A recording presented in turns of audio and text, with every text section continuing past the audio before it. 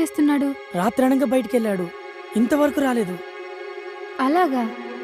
ఎక్కడికి వెళ్ళాడు? నాకు చెప్పలేదు. రాత్రి రూమ్కి వచ్చాడు.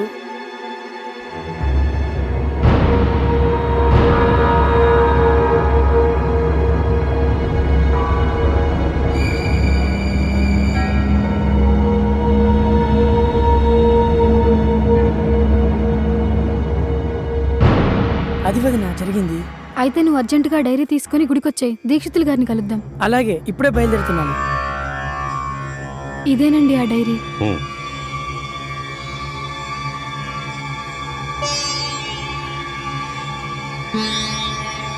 అసలు మేము ఎవరో తెలియనట్టే మాట్లాడుతున్నారండి. ఫ్యామిలీ ప్యాక్ బిర్యానీ మొత్తం తినేశాడు.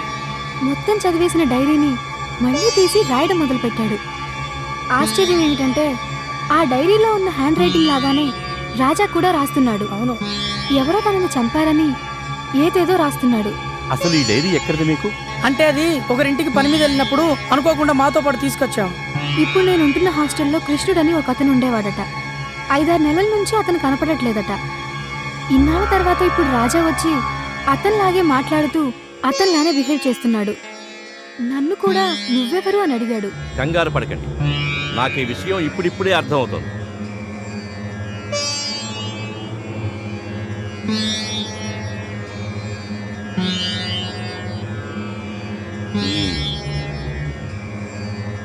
ఆరు నెలల క్రితం కనిపించకుండా పోయిన అతని జాతకాన్ని పరిశీలిస్తే నా అనుమానానికి ఆధారం దొరికింది.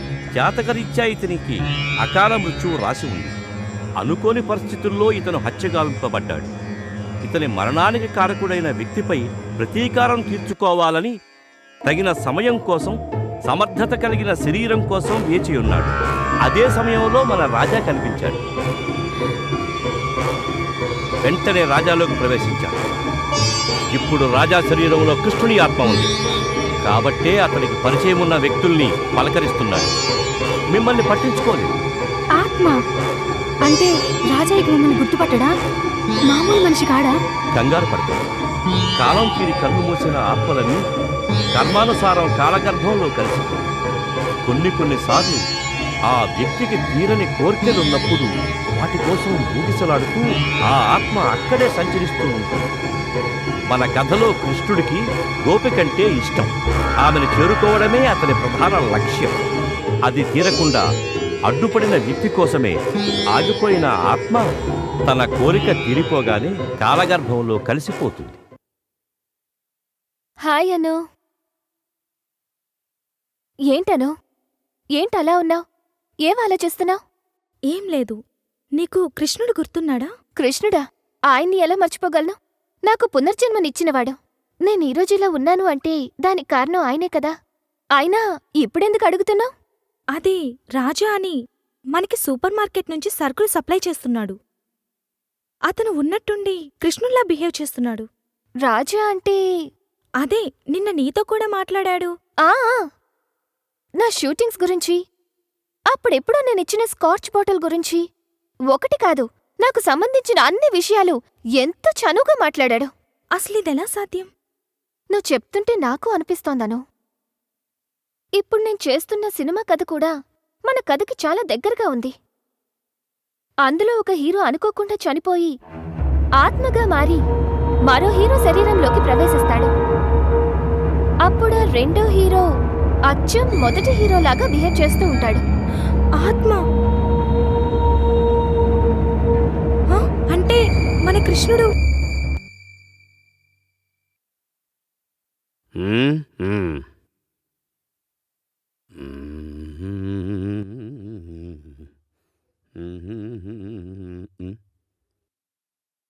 హలో, నమస్కారం అండి. నమస్కారం. పద్మావతి వచ్చిందండి? పద్మావతి అండి. పద్మావతి? ఒక్క నిమిషం. ఏమయ్యా నరసింహరావు, మన స్టేషన్కి పద్మావతి అని ఎవరైనా వచ్చారా? ఎవరు రాలేదండి. రాలేదయ్యా. ఎప్పుడు వస్తుందండి? నాకేం తెలుసయ్యా. ఇది స్టేషనేనా? అవును. పద్మావతి ఎప్పుడు వస్తుందో తెలియనోడికి నీకెవరు ఉద్యోగం వచ్చారయ్యా? ఎవడ్రా నువ్వు? Public common man. Give respect and take respect. Public common man? చెప్పండి సార్, నేను తమరికి ఏ విధంగా సహాయపడగలను? సహాయం కాదు, సమాధానం చెప్పు. ఆ, ఆ పద్మావతి ఎవరో నాకు తెలియదయ్యా. పద్మావతి ఎవరో తెలియదు. ఆహా. అంటది, చుక్కు చుక్కు అంటది. ఆ? ఊ అంటది, చుక్కు చుక్కు అంటదా? ఇంతకీ నువ్వు ఎక్కడికి ఫోన్ చేసావు బాబు? స్టేషన్ కి, ఏ స్టేషన్ కి? రైల్వే స్టేషన్ కి పద్మావతి ఎక్స్ప్రెస్ కోసం ఎంక్వైరీ చేశా. రైల్వే స్టేషన్ కా? పద్మావతి ఎక్స్ప్రెస్ కావాలా? ఒరి యదవా, నువ్వు ఫోన్ చేసింది పోలీస్ స్టేషన్ కి. పెట్టే ఫోన్, పెట్టే. ఓ ఊ, ఊ. ఇదిగో నరసింహరావు, ఈడెవడో బురద నీసాడయ్యా, హీట్ ఎక్కిపోయింది.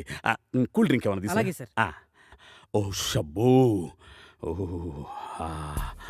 నమస్తే సార్. నమస్కారం. ఓ కంప్లైంట్ ఇవ్వాలి సార్. చెప్పండి, రాసుకుంటాను. 6 నెలల క్రితం ఒక హత్య జరిగింది సార్. హత్య? అవును సార్. 6 నెలల క్రితమా? అవును సార్. ఎవరు చేశారు? మాజీ మంత్రి కొడుకు జనార్దన్ సార్. మాజీ మంత్రి కొడుక? అవును సార్. ఎక్కడా? ఊరి చివర ఉన్న ఫామ్ హౌస్ లో జరిగింది సార్. ఫామ్ హౌస్ లోనా? ఎవరిని? నన్నే సార్. నిన్న? నన్నే సార్. నిన్ను హత్య చేయటం ఏంట్రా? నువ్వు బాగానే ఉండవుగా. నన్నంటే ఈ నన్ను కాదు సార్, లోపలున్న నేను. లోపల నేను, బయట నేను. పొద్దున్నే మందు కొట్టొచ్చావా?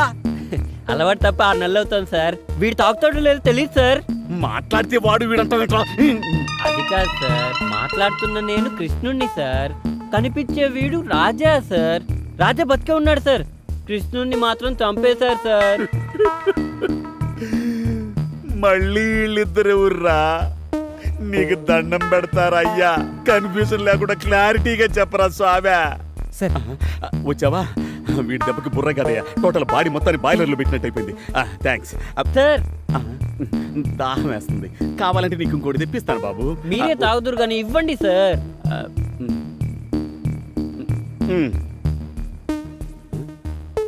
ఇదేంటి సార్?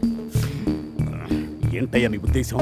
ఇదేంటో తెలియకుండానే ఎస్ఐ అయ్యానంటావా? చెప్పండి సార్. గ్లాసు.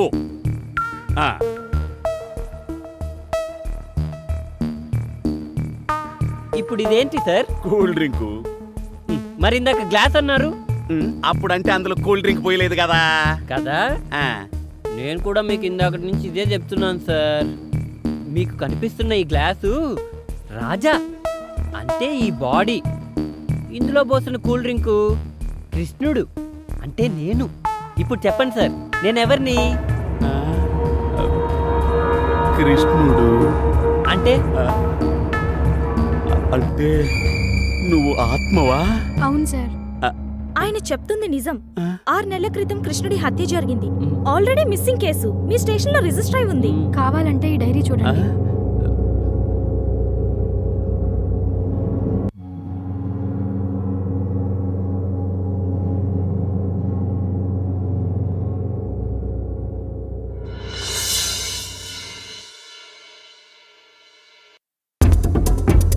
సార్, సార్ నన్ను అక్కడ చంపి ఇక్కడే సార్ పాతి పెట్టింది.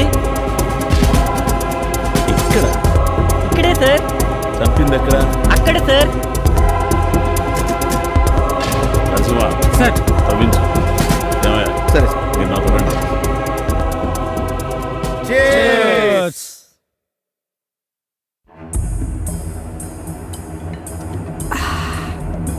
అదేంది భయ్యా, మా అందరికి ఫారెన్ సరుకు పోసి నువ్వేమో చీప్ లెక్కర తాగుతున్నావు, ఆవకాయ నాకుతున్నావు.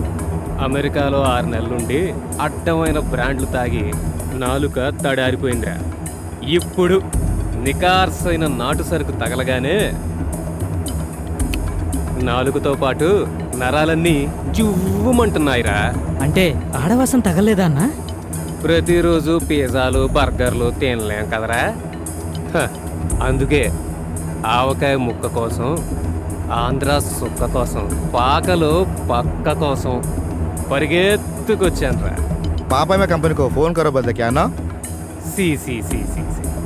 సీపులు ఇక్కడ తాగాను కదా అని ఎంగిలి ముక్క తింటాననుకున్నావురా? సమస్య లేదు, మందైనా మగువైనా సీలో పెన్ చేయందే సిప్పు కూడా చేయనురా. నీ గురించి నాకు తెలీదా అన్న? అందుకేగా అమెరికాలో 6 నెలల నుండి వచ్చినావు. నీ అబ్బా సెటైరారా? అబ్బా అది కాదన్నా, ఇంతకుముందు హాస్టల్ నుంచి చిలుకలు వచ్చి షిఫ్ట్ డ్యూటీ చేసేవి కదనా. మధ్యలో వాడెవడో అడ్డు రాకపోతే ఎప్పటికీ ఈ ఫామ్ హౌస్ అన్న రెస్ట్ హౌస్ లానే ఉండేది కదన్నా. అందుకే కదరా అడ్డొచ్చిన నా కొడుకుని అడ్డంగా పాతి పెట్టింది. రేయ్ ఎవరొచ్చారో చూడు. ఓకే అన్న.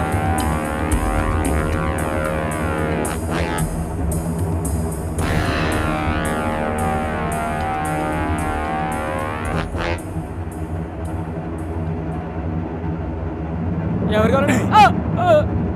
కొట్టండి సార్ బండి. పడతారండి. అన్నా అన్నా అన్నా. ఏంటి ఎస్ఐ ఇలా వచ్చావు? బాబు గారు బాగా బిజీగా ఉన్నట్టున్నారు. మ్యాటర్ ఫినిష్ చేస్తే మాట్లాడుతాం. పర్లేదు చెప్పు. మీ మీద కంప్లైంట్ వచ్చింది బాబు.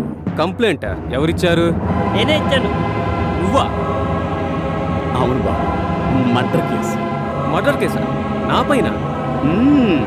6 నెలల క్రితం మీరు అతన్ని హత్య చేశారని అతనే స్వయంగా మా స్టేషన్కి వచ్చి కంప్లైంట్ ఇచ్చాడు. అందుకే నేను స్వయంగా వచ్చాను.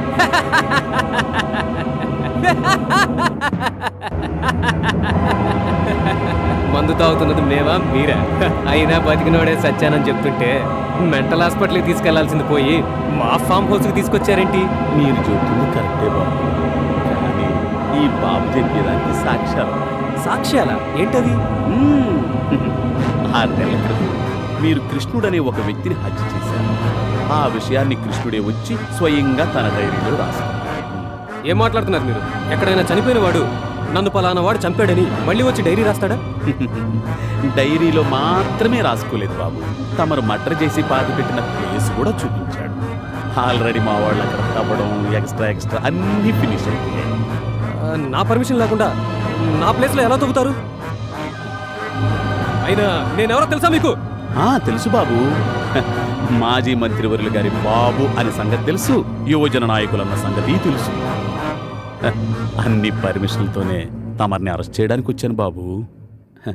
మాకు ఇబ్బంది కలిగించకుండా మాతో వచ్చేస్తే మర్యాదగా ఉంటుంది బాబు. నేను రాను. మా మా లాయర్ వచ్చి మాట్లాడతాడు. మీరు రావద్దు బాబు, మా వాళ్లే మర్యాదగా తీసుకెళ్తారు. బాబును మర్యాదగా తీసుకురండి రా. రాను. నేను రాను. నేను రాను. వదులు. నేను రానని చెప్తున్నానా? మర్యాద బ్యాన్స్ అంటారా? వదులు.